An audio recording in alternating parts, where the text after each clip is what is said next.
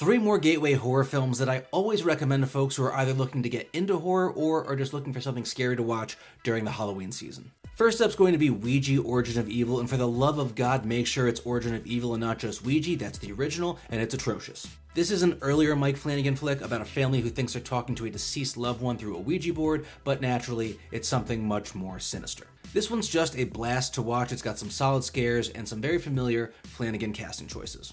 Then we have Annabelle Creation, directed by David F. Sandberg, who also did Lights Out, which is another film that should certainly be on this list. This one is an entry into the Conjuring universe, more specifically the Annabelle doll, and exactly how she came to be possessed in the first place. This is a film that I watch yearly. It has some truly chilling scenes that have some pretty damn creative scares in them. And finally, we have what might be seen as a controversial pick, but Mama worked for me on multiple levels. It tells the story of a couple who take in two feral children who have been living out in the woods for a while, and apparently the spirit that helped raise them and took them in as her own is not ready to let them go. The cast is really solid in this one, headlined by Jessica Chastain. It has some very creepy moments and a surprisingly emotional ending.